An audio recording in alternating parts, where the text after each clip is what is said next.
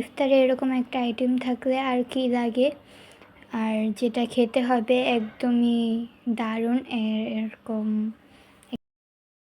আসসালামু আলাইকুম, সবাই কেমন আছেন? আশা করি আপনারা সবাই ভালো আছেন। আলহামদুলিল্লাহ, আমি আল্লাহর অশেষ রহমতে ভালো আছি। তো আপনাদের মাঝে নিয়ে আসলাম নতুন একটা ভিডিও, আশা করি আপনাদের খুব ভালো লাগবে। তো চলেন ভিডিওটা শুরু করা যাক। তো আজকে আমি বানাবো হচ্ছে ডিম আলুর কাবাব। তো এখানে হচ্ছে আমি দুটো আলু সিদ্ধ করে নিয়েছি, আর হচ্ছে দুটো ডিম সিদ্ধ করে নিয়েছি। তারপর হচ্ছে আলুটাকে ম্যাশ করে নিয়েছি, আর হচ্ছে দুটো ডিম সিদ্ধ করে রাখা, এগুলোকে গ্রেট করে নিচ্ছি।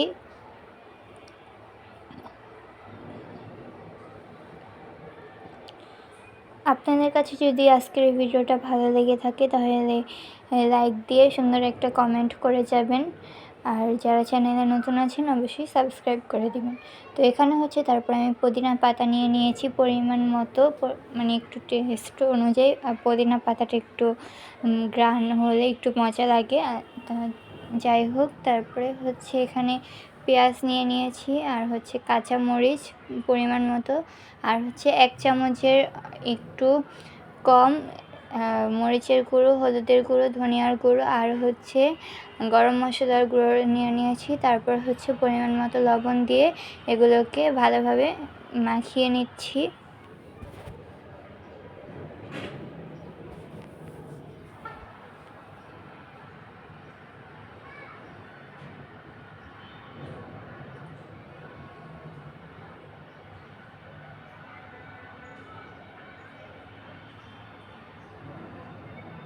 তো এই যে এখানে মাখানো হয়ে গেছে।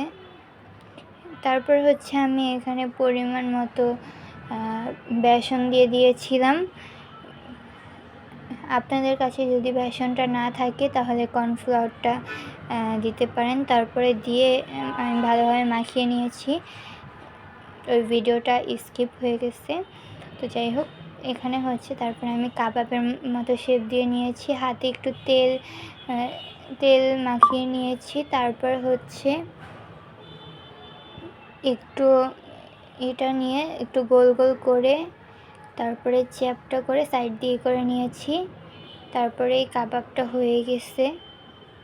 আপনারা চাইলে লম্বা লম্বাও করতে পারেন।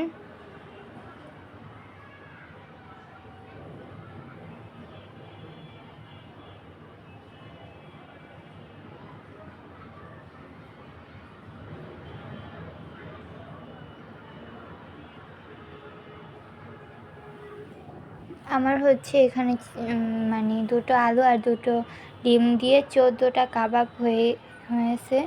আপনারা এগুলো কিন্তু ফ্রোজেন করেও রাখা যায়। আমি হচ্ছে 6টা ভেজেছি, আর হচ্ছে 8টা হচ্ছে মানে এমনি ফ্রিজে ফার্স্টে বরফ হতে রেখে দিব ডিপে। তারপর হচ্ছে একটা বক্সে করে ডিপ ফ্রিজে রেখেই মানে সংরক্ষণ করতে পারবো প্রায় 1 থেকে 2 মাসের মতো।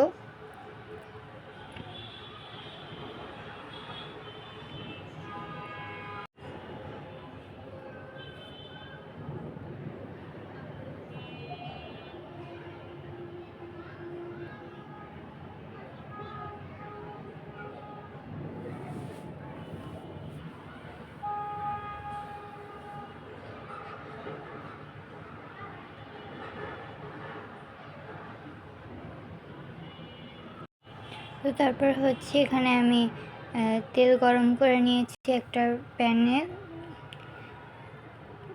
তারপর হচ্ছে এখানে আমি একটা ডিম আর হচ্ছে ম্যাগি মশলাকে ফেটিয়ে এটার ভিতরে হচ্ছে মানে কাবাবের মতন, মানে কাবাবগুলো ডুবিয়ে তারপর হচ্ছে ভেজে নিয়েছি। এগুলো আপনারা চাইলে ব্রেড ক্রাম্বস দিয়েও ভাজতে পারেন, কিন্তু আমি এরকম করেই ভেজেছি। আর এটা খেতে কিন্তু দুর্দান্ত হয়েছে। তো এখানে হচ্ছে আমি 7টা ভেজে নিয়েছিলাম, মানে আমার ভুল হয়েছে, কিন্তু এটা আমি 7টা ভেজেছিলাম, আর 7টা হচ্ছে আমি ফ্রোজেন করে রেখে দিয়েছিলাম।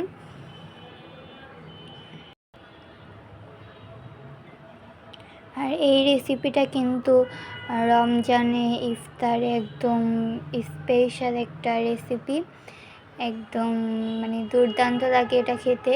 আর আমি কিন্তু এই রেসিপিটা একদম ইফতারেই বানিয়েছিলাম। আর এই রেসিপিটা আমি বাসায় যদি কোনো গেস্ট আসে তাহলে এই রেসিপিটা বানানো হয়।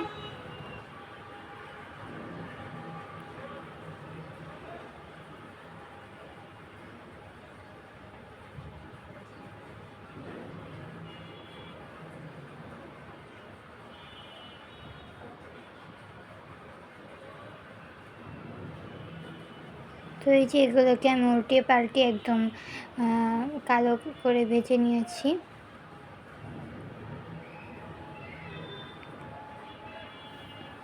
তো এই যে এখানে ভাজা হয়ে গেছে, আপনাদেরকে আমি ভেঙে দেখাচ্ছি। আর এটা কেমন হয়েছে অবশ্যই আপনারা কমেন্ট করে জানাবেন। আর এটা হচ্ছে খুবই গরম ছিল, তার জন্য হচ্ছে আমি ছুরি দিয়ে কেটে আপনাদেরকে দেখিয়েছিলাম।